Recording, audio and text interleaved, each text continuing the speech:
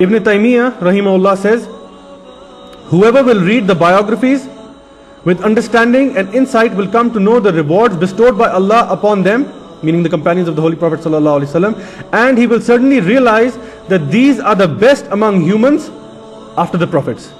Neither has there been anyone like them, nor will there ever be. So this is something we should think about. We listen to and we read about and we watch movies about all of these superheroes and other heroes and film heroes and action heroes and all of that, and we become very inspired by these fairy tale stories. Yet here we are, given the biographies of the best of mankind, not fake fictional stories, real life stories, actual heroes, not just of Islam but of humanity. So if we ourselves were to read their biographies and encourage our families and our children to do so, maybe there could be some good that would come out of it. Maybe we would be inspired to be like them. Because we know that the Anbiya have a separate maqam, they have a separate station with Allah subhanahu wa ta'ala. They were born masoom. But these companions, they were people like us. They did not receive divine revelations. They followed in the sunnah of the Prophet sallallahu alaihi wasallam. They used to do or engage in worldly things before, but as soon as Islam came, they changed their lifestyles. Most of them were pagans, idol worshippers. Some were Jews and Christians also. But all of them came to Islam and accepted, embraced it, implemented it like the best of mankind would. The good news of Jannah was given to these companions during their lifetimes. Number one, while these verses of the Quran were being revealed, Allah subhanahu wa ta'ala made it very clear that He is pleased with them as they are pleased with Allah. And then each of these individuals, some of them were also given individual good news of Jannah. For example, Hazrat Bilal Razil Ta'ala Anhu, the Ethiopian slave and the Muazzin, the first Muazzin of Islam, the Holy Prophet sallallahu alaihi wasallam told him that, "Oh Bilal, what do you do? I can hear your footsteps in Jannah." Subhanallah. I mean, imagine, he is being told in his lifetime, "Oh Bilal, what do you do? That I hear your footsteps in Jannah." On the mountain of Uhud, when the Holy Prophet ﷺ was climbing the mountain with his companions Abu Bakr, Umar and Usman radhiyallahu anhum ajma'in, the mountain began to shake, and the Holy Prophet ﷺ said to the mountain, "Oh, be firm, O Uhud," which means calm down, O Uhud, "for on you is a prophet, a Siddiq, the truthful one," referring to Hazrat Abu Bakr Siddiq, "and two martyrs, Umar and Usman radhiyallahu anhum." So in their presence he told them that one of you is a Siddiq, the truthful one who is beloved to Allah subhanahu wa ta'ala, and two of you are Shaheed, Shohada in the line of Allah subhanahu wa ta'ala. You are martyrs before Allah subhanahu wa ta'ala. So this was a good news given to these companions. When the Holy Prophet sallallahu alaihi wasallam was nearing his death, he called Fatima radhiyallahu anha to his bedside, and then he whispered something in her ear which first made her cry, and after that she began to smile.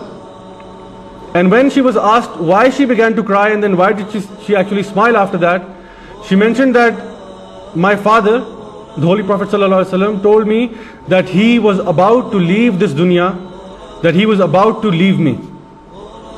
He was about to leave this world.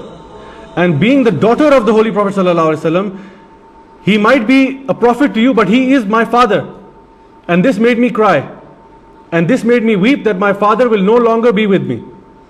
And then he gave me the good news that you, O Fatima, will be the leader of the women in Jannah, and you will be the first to meet me in paradise. And upon hearing this, she began to smile. Similarly, Aisha radhiyallahu anha, the wife of the Holy Prophet sallallahu alaihi wasallam, regarding her, the Holy Prophet said that he never felt shy in saying that she was the most beloved to him. And he was told by Jibreel alayhi salam that she, meaning Aisha, is your wife in this world and she will be your wife in the hereafter as well. So again, Aisha radhiyallahu anha was also given the good news of Jannah during her lifetime. Similarly, the grandsons of the Holy Prophet sallallahu alaihi wasallam, Hassan and Hussein radhiyallahu anhum, were told the good news that they would be the leaders of the youth in Jannah. And if you look at, and there are many others as well. So if you look at all of these companions and how they were given the good news of Jannah during their own lifetime, did that change them? Did they say, okay, this is excellent, thank you, and now party time? I know that I'm surely going to be going to Jannah, so let me now leave Islam or not be so strict upon Islam, and let's be a little bit carefree about Islam. And let's start indulging in these worldly desires. No, they became more humble. Most of them gave up their lives for the sake of Islam. Most of them became shaheed in the way of Islam. And they became even more firm on Islam. So this was their characteristic, and this is what they used to do. Similarly, if you look at the other companions of the Holy Prophet, the third Khalifa, Usman Radhiyallahu anhu, he is represented as, or we perceive him as a shy person who Allah subhanahu wa ta'ala had given him great wealth, and he loved to spend in the way of Allah. He is also attributed to the compilation of the Holy Quran as we know it, getting all of the verses together and compiling them in the form of a book. Similarly, Hazrat Ali Radhiyallahu anhu, he was a noble warrior and was ready to even sacrifice his own life for the sake of the Holy Prophet sallallahu alaihi wasallam. On the night of Hijrah, when the pagan youth of Makkah came looking to kill the Holy Prophet sallallahu alaihi wasallam, they found Ali Radhiyallahu anhu lying in his bed in place of the Holy Prophet sallallahu alaihi wasallam, completely willing and ready to give up his life, though that was not to be. Hazrat Khatija Radhiyallahu anha was a mature woman, a supporting wife of the Holy Prophet sallallahu alaihi wasallam, someone who the Holy Prophet, peace be upon him, found comfort in, and he could lean on her in times of the biggest crisis. We know from the time of the first revelation, she was there by the side of the Holy Prophet sallallahu alaihi wasallam. Similarly, Aisha Radhiyallahu anha was the inquisitive type, the one who was always questioning, always willing to learn, eager to learn, and she became one of the greatest scholars of Islam, who then likewise produced many other scholars. She taught many, and those people then became great scholars. Khalid bin Walid, who was given the title of Saifullah by the Holy Prophet sallallahu alaihi wasallam, the drawn sword of Allah, not the sword that is kept in its sheath, the drawn sword of Allah, that now the wrath of Allah is upon you, fighting against the kuffar and the disbelievers who were opposing the Prophet ﷺ and all of his companions. A great military genius, the greatest military leader of all time.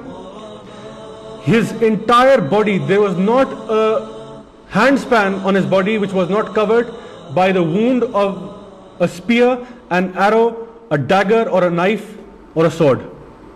His entire body was filled with wounds, battle wounds. He fought over 300 battles, 0 losses, all wins. Never once did this sword of Allah break in battle. Never once, because he was chosen by Allah subhanahu wa ta'ala to be the drawn sword of Allah. Abdul Rahman ibn Auf, who was a millionaire, and people knew him as the man with gold fingers. He was the best of businessmen. And normally when we find people coming to a particular religion, we find that normally the weak and the poor come to the religion first. But Abdul Rahman ibn Auf was one of the earlier converts to Islam, who was, Allah subhanahu wa ta'ala had given him great wealth and great status and position in society. And he was one of the earliest reverts to Islam. He gave up his entire money, whatever he possessed, for the sake of Allah when he migrated from Makkah to Medina. He was, by the time he had migrated, he was broke, down to 0.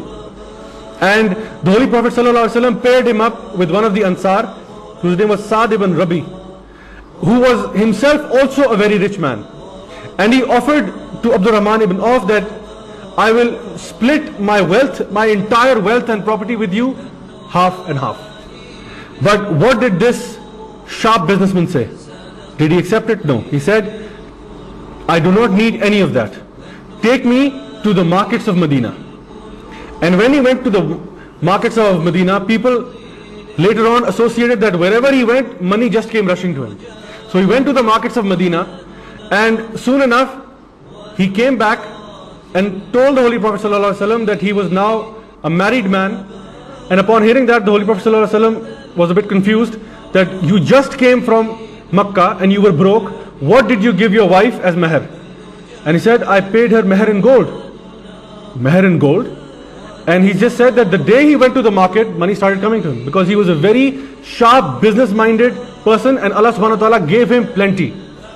And Hazrat Usman radiallahu anhu testified about him, saying that the wealth of Abdul Rahman is 100% pure halal.